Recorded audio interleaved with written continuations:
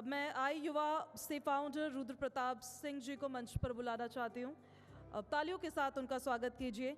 Usha Sharma ji CEO हैं innovative group of colleges से, उनको मंच पर आमंत्रित करना चाहती हूँ। प्लीज़ मैम मंच पर आइए।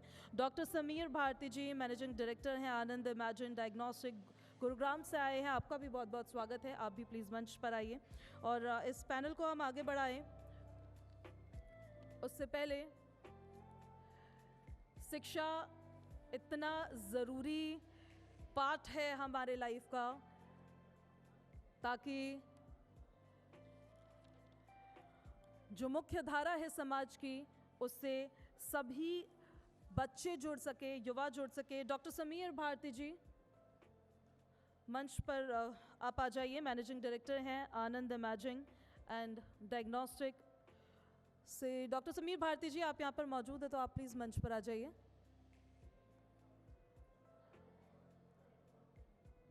चलिए, तो समीर जी के आते ही उनके साथ फिर सवाल जवाब शुरू किए जाएंगे, लेकिन तब तक हम इस पैनल की शुरुआत करते हैं।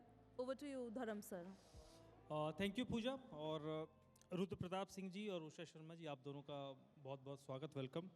और सबसे पहले रुद्र प्रताप सिंह आपसे शुरू करूंगा सर। आप फाउंडर हैं आई युवा के, और एजुकेशन की बात हो रही तो एक ही चीज़ है, एजुकेशन और युवा एक दूसरे के सम्मुख ही हैं। तो प्रश्न ये है कि जिस विषय को लेकर आज हम बैठे हम बातचीत कर रहे हैं, एजुकेशन को लेकर अच्छी बातें हुई। आपसे मैं उस नोट पे शुरू करूंगा कि भारत की शिक्षा व्यवस्था, एनसीआर की शिक्षा व्यवस्था में, उत्तर प्रदेश की शिक्षा व्यवस्था में क्या चैलेंजेस आपको लगता है, और आपको क्या लगा कि कुछ बेटरमेंट भी अगर हुआ है तो प्लीज़ उस पर फोकस कीजिएगा। जी नमस्कार। देखिए, शिक्षा एक किताबी ज्ञान नहीं होता है। शिक्षा क्या होता है कि हम समाज को जो बेहतर बनाने के लिए जो कोशिशें करते हैं वो क्या है। ऐसा नहीं होता कि हम शिक्षा के तौर पर जो अभी एक तरह से हम लोग किताबी ज्ञान की बात करते हैं कि एक किसी सब्जेक्ट पे हम लोगों ने ज्ञान प्राप्त कर लिया, डिग्रियां प्राप्त कर ली और उसी से हम काम चला रहे हैं। हम उसमें बहुत पीछे चले गए हैं। हम लोग केवल डिग्री को ही शिक्षा समझ रहे हैं और उसी के आधार पर बढ़ रहे हैं, और एक में हम लोगों ने भेड़ चाल सी बना रखी है और उसी का एक हिस्सा बन गए हैं। एजुकेशन लोग किस लिए लेते हैं कि उससे बेटर नौकरी मिलेगी। लोग आपस में बातें करते हैं कि एजुकेशन क्या है, किस फील्ड में ज़्यादा पैकेज मिल रहे हैं उसी फील्ड में स्टूडेंट को जाना चाहिए। यही काउंसलर जो लोग हैं वो काउंसलिंग कर रहे हैं, लेकिन ये नहीं है। शिक्षा जो है वो समाज को बनाती है, और समाज को बनाने के लिए आपको एक बेहतर इंसान बनाना पड़ेगा। आप पूरे विश्व की अगर शिक्षा प्रणाली की बात करते हैं तो देखिए उनमें बहुत बदलाव आए हैं। हम अपने देश की पहले अगर शिक्षा प्रणाली की बात करें तो बहुत बेहतर शिक्षा प्रणाली थी, जिसको हमने बदलते बदलते सिर्फ इस बात पर ला करके सीमित कर दिया है कि शिक्षा से धन अर्जन कैसे किया जा सकता है। आप कौन सी पढ़ाई करेंगे कि उससे आपको ज़्यादा बड़ा पैकेज मिलेगा, उसी के आधार पर। तो मुझे लगता है कि यहाँ पर इन चीज़ों में बदलाव होना चाहिए। पैसा और शिक्षा दोनों को अलग करके जब तक हम नहीं समाज में रखेंगे तब तक सिर्फ हम उन लोगों को शिक्षित कर रहे हैं जो सिर्फ पैसे के लिए काम करते हैं, और फिर हम उससे मोरालिटी की बात करते हैं, फिर हम एथिक्स की बात करते हैं। तो मुझे कहीं ना कहीं लगता है कि जो ये जनरेशन है इसमें हमें ये बदलाव लाना पड़ेगा कि पैसे और शिक्षा, क्योंकि देखिए उसकी एक और भी वजह है जो हमारी अभी मंत्री जी पीछे बैठ करके उन्होंने बताया कि यूपी की एजुकेशन व्यवस्था कितनी बेहतर हुई है। अभी मैं आज ही अपने गांव से होकर के आया हूं, मैं गोरखपुर का मूल रूप से रहने वाला हूं। जिन स्कूलों में हम पढ़े हुए थे वो आज एकदम कबाड़ा से, जिसको आप कह सकते हैं, वहाँ पेड़ उग से गए हैं, जहाँ हम लोगों ने शिक्षा ग्रहण की है। जहाँ होता था कि एक बहुत शिक्षित एनवायरनमेंट होता था, लोगों ने आपसी सहयोग से उन विद्यालयों की स्थापना करी थी, वो सब विद्यालय खंडहर में तब्दील हो गए हैं। और लोग शिक्षा ग्रहण करने के लिए कहाँ आ रहे हैं, बड़े शहरों में आ रहे हैं। लोग अपने बच्चों, छोटे छोटे बच्चों को पढ़ाने के लिए एक एक कमरे के किराए के मकान में रह कर के आ रहे हैं शहरों में, और अपने गांव को छोड़कर। आप शिक्षा को रोक नहीं पा रहे हैं वहाँ लोकल लेवल पे। कभी भी जब अगर यहाँ कोई भी आदमी 35-40 साल का अगर इंसान होगा तो उसने अपनी प्रारंभिक शिक्षा अपने गाँव से ही ली होगी, लेकिन वर्तमान समय में कोई भी ऐसा व्यक्ति नहीं होगा जो बता सकता है कि जिसका बच्चा प्रारंभिक शिक्षा अपने गाँव से ले रहा है। वजह ये है कि हम उस सोच को नहीं बदल पा रहे हैं। ठीक है, उषा शर्मा जी सीईओ हैं इनोवेटिव ग्रुप ऑफ कॉलेजेस के। मैम माइक ढाले जब। देखिए, क्योंकि आप हायर एजुकेशन में डील करते हैं तो सवाल सीधे वही है, हायर एजुकेशन में क्या अच्छी चीज़ें हुई हैं और आप एज अ सीईओ क्या चैलेंजेस आपको लगता है जब आप इस इंडस्ट्री में काम करती हैं? नहीं, हायर एजुकेशन, माइक को ऊपर कर लीजिए। हाँ। हायर एजुकेशन में काफ़ी बदलाव आए हैं। इवन जब हम पढ़ाई कर रहे थे और आज है, उसमें भी बहुत डिफरेंस है। और हायर एजुकेशन में हमें जो मेन हमारा जो चैलेंज है आज के टाइम पे, वो जो गैप बन रहा है between the industry and the academics, जी जी। जो प्रैक्टिकली हो रहा है और जो पढ़ाया जा रहा है, उसके बीच में एक अच्छा खासा गैप है। उसी गैप को हम लोगों को दूर करना चाहिए और उसके लिए गवर्नमेंट भी अपनी तरफ से सारे फंड्स भी दे रही है। आप रिसर्च भी कर रहे हो। पहले कहाँ रिसर्च और ये सब चीज़ें होती थी कॉलेज में, अब आज के लेवल पे वो भी है। प्रैक्टिकल ट्रेनिंग बहुत ज़रूरी है। लेकिन आपने जैसे कहा ना मैम कि वो गैप रहता है, तो वो गैप को भरने के लिए भी तो काम हो, उसमें कई सारे फैक्टर्स होते हैं जो काम करते हैं। उसमें एक फैक्टर वो भी आप लोग भी हैं, तो उसको उसकी भरपाई के लिए क्या एक्ट होता है? बिल्कुल, मैं आपको बता तो रही हूँ कि मतलब गवर्नमेंट जो डिफरेंट चीज़ें ला रही है आज के मार्केट में, रिसर्च में जिस पे बोल रही हूँ, आपके इंडस्ट्री इंटीग्रेटेड प्रोग्राम्स चल रहे हैं। एक डिग्री तो है, पर साथ में छोटे छोटे वैल्यू एडेड कोर्सेज स्टार्ट कर चुके हैं हम लोग। इनोवेटिव उसी पे काम कर रहा है कि ये छोटे छोटे बच्चा जब अपनी डिग्री लेवल की पढ़ाई कर रहा है, उसके साथ उसको एक प्रैक्टिकल कोर्स छोटा सा ज़रूर होना चाहिए। इसे आप स्किल डेवलपमेंट में भी ले सकते हो। तो ये चीज़ मतलब आप ये कह रहे हैं जैसे जॉब, अभी जो हमारी सरकार है, हमारी सरकार का पूरा फोकस इस बात पर है कि जो बच्चा है, पहले क्या होता था गांव घर में या पुराने फिल्मों में हम देखते थे कि इसने बीए किया है, ये इसने एमए किया है, वो वाला नोट रहता था। अब जो बात होती है तो उसमें होता है कि एक स्किल्ड कितना है, इसने बीटेक किया है या नहीं, एमटेक किया है या नहीं, या इसका एक्सपर्टीज़ किस चीज़ में है। तो आपका, क्योंकि नाम भी आपका बड़ा अच्छा है इनोवेटिव, तो क्या इनोवेशन है, कैसे वो उस चीज़ के लिए आप तैयार करती हैं कि जब वो बाहर निकले पढ़ाई करने के बाद तो फिर वो डिग्री ना रहे, पीस ऑफ पेपर। क्योंकि जब बीए कोई सामान्य सा बीए करता था, वो क्या है, पीस ऑफ पेपर। तो स्किल्ड कैसे कर रहे हैं? बिल्कुल, क्योंकि जब इंडस्ट्री में छात्र आते हैं, स्टूडेंट्स आते हैं, तो उतनी वैल्यू उस डिग्री की नहीं होती है जितनी इस बात की होती है कि वो इस इंडस्ट्री के लिए कितने रेडी है। रेडी है। तो आप इंडस्ट्री रेडी कैसे कर रहे हैं स्टूडेंट्स को? सर मैडम, छोटे छोटे हम लोग MOU साइन कर रहे हैं विद द इंडस्ट्रीज़। बच्चों को जब उनकी पढ़ाई हो रही है, डिग्री की पढ़ाई हो रही है, उसमें मैंने कहा ना छोटे छोटे कोर्सेज, वो जाए इंडस्ट्री में जाए। इंटर्नशिप प्रोग्राम्स हैं हमारे का यूनिवर्सिटी, मतलब इंडस्ट्री में MOU हम लोगों ने साइन किया हुआ इसी वजह से कि बच्चे को जाए, वो इंटरफेस मिले उनको वो ऑफिस पता चले, उन्हें वो इंडस्ट्री पता चले। हमारे पास फार्मेसी कोर्स हम लोग चला रहे हैं।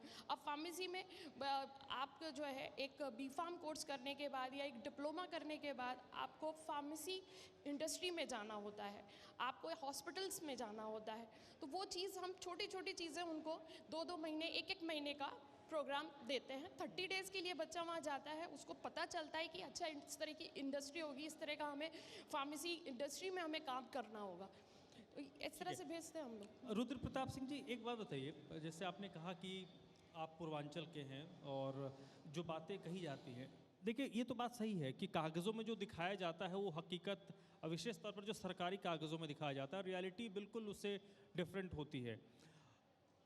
तो क्या अभी जो ये चमक दमक है वो हम नोएडा, गाज़ियाबाद, दिल्ली जैसे शहरों में ही देख रहे हैं, और उसकी चमक की ना छोटी सी जो हम लोग पढ़ते थे ना कि दूर राजा का महल में रोशनी होती है, और गांव के लोग दूर से नदी के दूसरे किनारे से देख के लगता है कि नहीं हमारे यहाँ भी उजाला। क्या हम अभी भी देश का बड़ा हिस्सा, उत्तर प्रदेश का बड़ा हिस्सा उस मोड पे है? देखिए, मैं आप सच्चाई बता रहा हूँ कि जो करप्शन इस देश में है सबसे ज़्यादा शिक्षा में है। आज आप एक बात बताइए कि इस गांव, मतलब इस पूरे आपके उसमें बैठा हुआ किसके घर का बच्चा प्राइमरी स्कूल में पढ़ता है? जो अभी मंत्री जी 1,20,000 प्राइमरी स्कूल की बात करके गए हैं, और उस प्राइमरी स्कूल को में पढ़ाने वाले टीचर कौन है? आप शिक्षा मित्रों के सहारे तो प्राइमरी स्कूल चला रहे हैं। यूनिवर्सिटी की अगर हम बात कर लेते हैं तो यूनिवर्सिटी में आप एक बात बताइए कि कौन से कोर्स को करने के बाद आपको क्या मिलने वाला। मैं अपना एग्जांपल देता हूं कि मैंने 2005 में एमकॉम किया गोरखपुर यूनिवर्सिटी से। तब तक मैंने एजुकेशन पे मुश्किल से खर्च किया होगा 5,00,000 रुपये। मैं आ गया गाज़ियाबाद में MBA करने, मैंने 8 लाख रुपए फीस दी उस समय। उसके बाद क्या हुआ, और आज के समय में जो आप कह रहे हैं एजुकेशन का हब बना हुआ है नोएडा, ग्रेटर नोएडा, गाज़ियाबाद, इसमें कितने MBA कॉलेज हैं जिनके यहाँ सीटें भर जाती हैं, या कितने BTech के कॉलेज हैं जिनके यहाँ सीटें भर जाती हैं? क्यों नहीं भरती हैं? क्योंकि आपने कंट्रोल ही नहीं किया, फीसों पे नियंत्रण ही नहीं किया। आज आप एक बार बताइए कि राइट टू एजुकेशन एक्ट है ना, 5% सीट RTI की नहीं भरी जाती है। पूरे देश की मैं बात कर रहा हूँ, प्रदेश की बात नहीं कर रहा हूँ। आप एजुकेशन पे सीरियस कैसे हैं? अभी बात हो रही थी कि हम लोग ईरान में जा कर के ड्रोन बनाएंगे। कहाँ से बना देंगे? आपके पास स्टूडेंट कौन है? जो 3.5 करोड़ लोग, अगर यूपी की हम बात कर रहे हैं, 3.5 करोड़ यूपी में जो स्टूडेंट पढ़ रहे हैं, उसमें से BA और MA करने वालों की संख्या कितनी है? और आज के वर्तमान परिस्थिति में आप एक बार एग्जाम्पल्स के साथ अपने आप को देख कर देखिए कि BA MA करने के बाद आप करेंगे क्या? पहले लोग UPSC की तैयारी करते थे। आज एक बात बताइए कि BA MA करने वाले कितने लोग UPSC क्वालिफाई कर सकते हैं? आप पूरब से लेकर के पूरा पश्चिम तक उत्तर प्रदेश में कितनी यूनिवर्सिटियां हैं जिसका स्वरूप बदल गया है। मैं गोरखपुर यूनिवर्सिटी से हूँ, जैसी थी वैसे आज भी है। लखनऊ यूनिवर्सिटी वैसे थी वैसे है। BHU आज के 100 साल पहले बना जैसा था वैसे ही है। आप नोएडा, ग्रेटर नोएडा में कोई अगर गवर्नमेंट यूनिवर्सिटी है, अगर कोई नामी यूनिवर्सिटी है तो आप नाम बता दीजिए। और आपको लगता है कि हम 25 करोड़ की आबादी वाले लोग अमेरिका से एग्जाम्पल अपने आप को तुलना करते हैं। तो सच्चाई ये है कि हम एजुकेशन को लेकर सीरियस नहीं हैं, क्योंकि हम केवल पैसे को लेकर के सीरियस है। जितने पढ़े लिखे लोग हैं, जिनके पास पैसे हैं, उनके बच्चे यहाँ पढ़ते ही नहीं हैं, या वहाँ उनके बच्चे कहाँ पढ़ते हैं। तो आप अगर बात कर रहे हैं 140 करोड़ की, तो 140 करोड़ में 4 करोड़ लोगों के आधार पर आप अपने आंकड़े नहीं इकट्ठा कर सकते हैं। एजुकेशन का सिस्टम खराब हुआ है, बेहतर नहीं हुआ। हमने कहा कि हम लोग ग्रामीण स्कूल से पढ़ करके आगे आते आते आज यहाँ पर आपके साथ बैठे हैं, लेकिन आज के डेट में गाँव का कोई भी बच्चा अपने गाँव में नहीं पढ़ सकता है। वहाँ वो लोग पढ़ रहे हैं कि जो मजदूर हैं, जो इसलिए पढ़ रहे हैं कि उनको वहाँ स्कूलों से कुछ चीज़ें मिल रही हैं। बच्चे इसलिए स्कूल जा रहे हैं क्योंकि उनको वहाँ स्कूलों से सुविधा मिल रही है, इसलिए नहीं जा रहे हैं कि पढ़ने जा रहे हैं। आप किसी भी स्कूल का आप निरीक्षण करके देख लीजिए कि वहाँ अगर टीचर हों तो बता दीजिए। माध्यमिक विद्यालय खंडहर बन चुके हैं जो गवर्नमेंट एडेड हैं। बिल्कुल, इसको लेकर तो तमाम तरह के सवाल उठते ही है। सही कह रहे हैं सर, ये सारा करप्शन है, केवल पेपर में वो सारी चीजें चल रही हैं और हम लोग उसको लेकर के गंभीर नहीं हैं। हम लोगों को केवल सपने बेच रहे हैं। हम बता रहे हैं, अब जैसे अभी AI का जमाना आ गया तो आप देख लेंगे कि हजारों इंस्टीट्यूट AI के खुल गए। उसका उपयोग क्या होगा कौन जानते हैं? क्योंकि देखिए, तकनीक का मतलब ये होता है कि जो सबसे बेस्ट होगा उसको हायर किया जाएगा। आप तो बनाते जा रहे हैं। मैंने क्या कहा कि आप BTech और MBA के इंस्टीट्यूट बता दीजिए। नोएडा, ग्रेटर नोएडा और गाजियाबाद, तीनों जो एजुकेशन हब हुआ करता था आज के 20-25 साल पहले, किसकी सीटें भर जा रही हैं? क्यों नहीं भर रही हैं? क्योंकि उन्होंने इतनी लूटपाट मचाई है कि कोई भी स्टूडेंट इस तरफ आने से पहले 10 बार सोचता है। प्लेसमेंट के नाम पर मैंने क्या कहा कि 20 साल पहले मैंने किया था। मैं अपना एग्जाम्पल बता रहा हूँ। जी उषा जी, अब मेरा सवाल आपसे ये है कि जो हमारी नई जनरेशन है उसके साथ कैसे आपका इंस्टीट्यूट कैसे कोप अप कर रहा है? हमारा नई जनरेशन के साथ हम लोग जो कोशिश कर रहे हैं, हम लोग इनोवेटिव की तरफ से ये कह सकते हैं आप, इंडस्ट्री इंटीग्रेटेड प्रोग्राम्स। हमने एक ये इग्नो का भी हमने कोर्स स्टार्ट किया हुआ है। जो हमारे लॉ स्टूडेंट्स हैं हमारे, उनके लिए इग्नो का प्रोग्राम स्टार्ट किया हुआ हमने कि साइड बाय साइड वो एक छोटे छोटे साइबर क्राइम जैसे आया हुआ है, छोटे छोटे डिप्लोमा कोर्सेज वो कर सकते हैं। दैट इज़ 2 to 3 months बस। और इग्नो से उनका मतलब ऑनलाइन भी क्लासेस हैं और ऑफलाइन क्लासेस भी है। And this is particularly for the law students, कि लॉ स्टूडेंट्स उसमें आपकी एक रेगुलर जो LLB की क्लासेस हैं वो एक प्रॉपर प्रॉपर वो नहीं मिल सकता आपको, एक्सपोजर आपको चीज़ें नहीं मिल सकती हैं, पर उसके साथ आप ये भी जा सकते हो। मैम, एक जैसे आपने कहा ना कि कई सारी चीज़ें कोशिश हो रही है। इम्पॉर्टेंस, जैसे हमने आपसे शुरुआत में कहा कि हायर एजुकेशन का इम्पोर्टेंस क्या है। मसला ये बनता है कि जॉब सीकर्स तो बहुत हैं, जैसे भाई साहब ने भी बात कही कि जिस हिसाब से जॉब सीकर्स हैं, क्या उनके पास वो क्योंकि भीड़ बहुत है, 10 लोग हैं और 100 लोग हैं, नौकरियां 10 हैं। अब उस 10 के लिए 100 लोग फाइट कर रहे हैं, तो जो 10 होंगे वो सबसे बेस्ट होंगे, वो उसमें जाएंगे। तो क्या उस हिसाब से हम अपने माइंड को शार्प कर रहे हैं? क्योंकि फिर कंपटीशन यहाँ नहीं है। उत्तर प्रदेश की बात करें तो अगर हम एआई की ही बात करें तो फिर बात जाएगी कि महाराष्ट्र में भी बच्चे तैयार हो रहे हैं, केरल में भी बच्चे तैयार हो रहे हैं, तमिलनाडु में बच्चे तैयार हो रहे हैं, भारत से बाहर भी बच्चे तैयार हो रहे हैं, और हमारा कंपटीशन वहाँ पर है, उस लेवल पर है। देखिए सर, मेरी बात तो वहीं आ जाती है कि हम एक नॉर्मल डिग्री के साथ नहीं चल सकते। आपको भीड़ में खड़े होने के लिए जॉब सीकर की जगह जॉब क्रिएटर भी होना चाहिए, और उसके लिए आपको वही छोटे छोटे कोर्सेज, स्किल डेवलपमेंट आपका साथ साइड बाय साइड रहना चाहिए। सिर्फ एक नॉर्मल डिग्री, आजकल देखिए पहले बीए चला करता था, आज बीए नहीं है, आज आपका टेक्निकल कोर्स ने जगह ले लिया उसकी जगह, आइदर इंजीनियरिंग, लॉ, फार्मेसी। एक आप देखिएगा, जो बच्चा पहले बीए करता था वो आज टेक्निकल कोर्स के पीछे जाता है। तो आज वो टेक्निकल कोर्स के साथ भी आपको एक छोटे छोटे कोर्सेज आपको करने पड़ेंगे, वो आप बच्चे को मेहनत करनी ही होगी। प्लेटफॉर्म तो कॉलेज देगा, बट स्टूडेंट को खुद उसमें उसको ऑप्ट करना पड़ेगा, उसमें आगे आना पड़ेगा। उसमें आपको मतलब जो हम सेमिनार्स कराते हैं, हमारे पास वैल्यू एडेड कोर्सेज हैं, उनमें पार्टिसिपेट करना ही होगा, नहीं तो वो मल्टी टैलेंटेड नहीं हो सकता। उसके अंदर अपना टैलेंट निकालने के लिए ही ये सारे प्लेटफॉर्म्स दिए गए हैं। ये बात आपने ठीक बोली है, और इसी के साथ हम इस सेशन को यहाँ पर एंड करते हैं। एंड बहुत बहुत शुक्रिया कि आप हमारे साथ जुड़े और इस मंच पर आपने अपनी बातें रखी हैं। आपका बहुत शुक्रिया।